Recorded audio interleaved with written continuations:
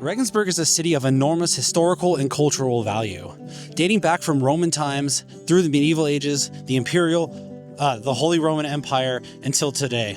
And today I'm here with my buddy Mike, who is a local of Regensburg and a former major in the U.S. Army, and we're going to be checking out some of the Crusader connections Regensburg has. And here's a fun fact: Regensburg actually has more churches in it than it does days of the year.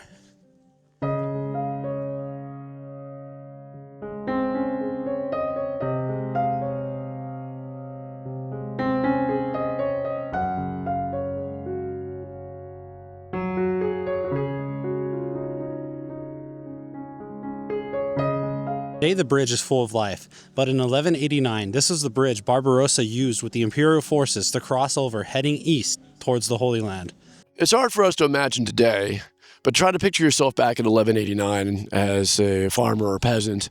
You came out here to see your great emperor, his shining armor, his steed, the soldiers that followed behind him, the pikemen, the swordsmen, and the other knights. And then you also saw your loved ones march off with him, whether or not they were blacksmiths or part of the logistics teams, or also there to possibly fight. And they were going to go across this bridge and follow the river east until they reached Constantinople.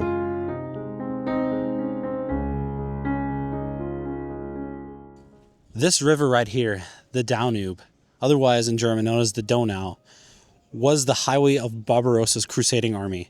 From Regensburg, they followed the Donau east, beginning their long march towards the Holy Land. As we look over into the river, this would have been similar to the sight that the imperial army would have seen on their way towards Jerusalem.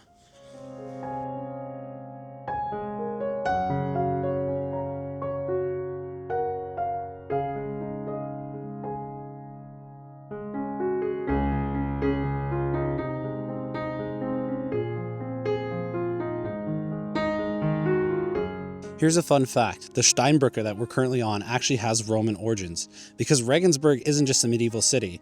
It started back in the Roman times and was a fortress. What you see behind me is the former Roman, what's known as the Porta Praetoria, was commissioned and built during the reign of Marcus Aurelius, which everybody should know from the Gladiator movie, but was also probably one of the last decent Roman emperors. And when this was set up, it was set up primarily as a way to collect customs and taxes, and also to provide forces to guard along the Danube. It was here, past the Porta Praetoria, that Barbarossa and his forces marched towards the bishop's church in order to receive their blessing before they crossed the bridge and began their crusade. So here we see a sign that's describing the Roman gate entrance that we just talked about.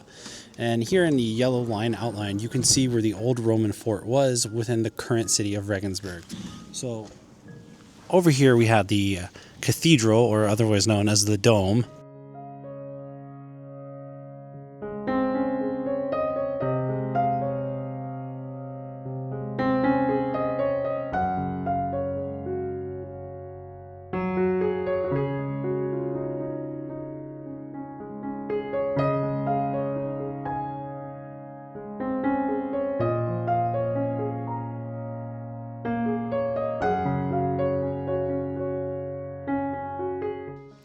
So behind me you see what is known locally as the Dome, but this is a middle-aged cathedral.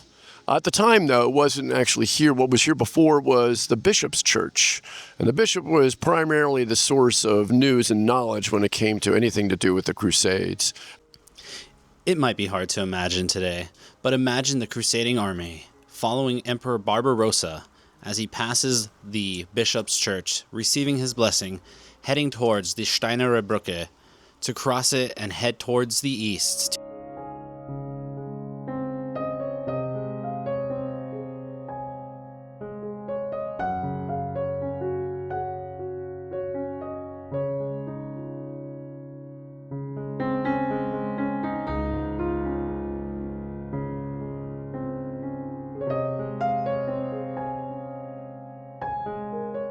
So what you see behind me and around me is what became the Holy Roman Emperor seat of power in the late Middle Ages. However, during the time of Barbarossa, this didn't exist yet.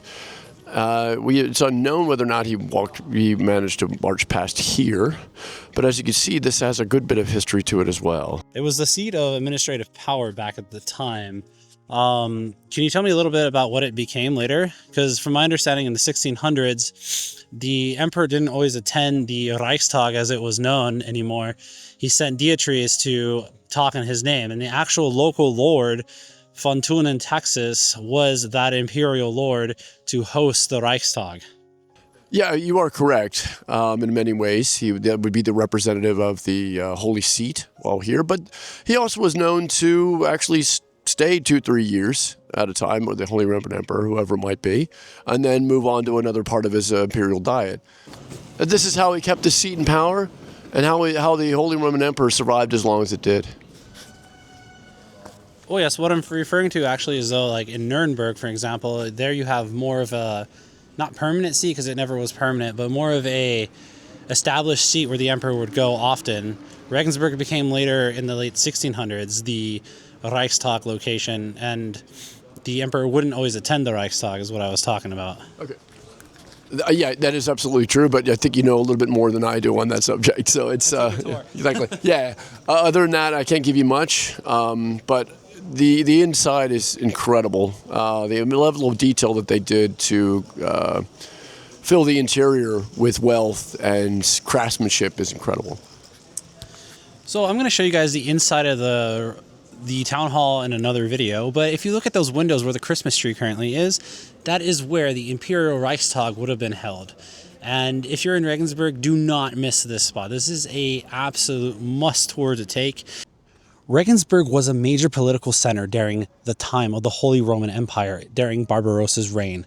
The authority that launched the crusade came from the imperial system represented through cities like Regensburg.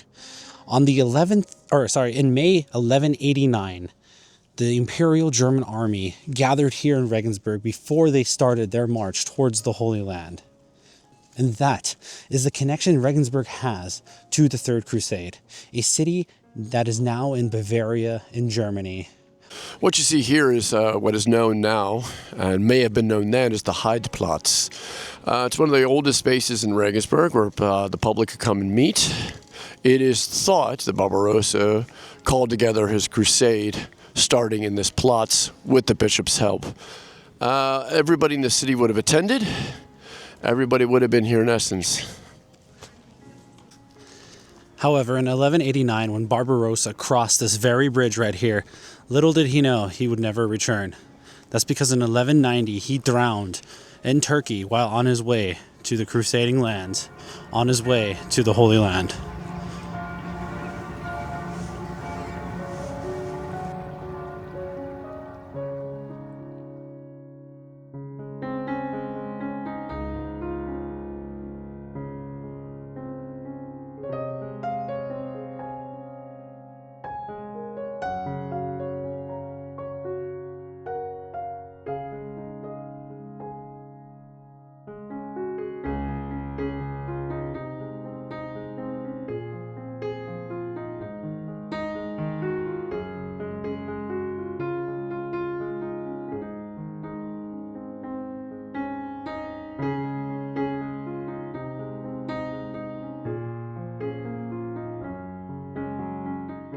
And that brings us to an end of today's video on the Crusade connection that Regensburg has.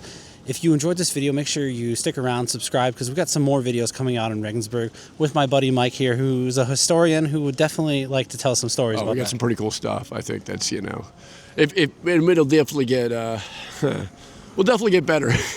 So, all right. Yeah, I think we got some really good stuff to plan here. So, yeah. So thanks for sticking around and watching, and we'll see you guys in the next one. Until then.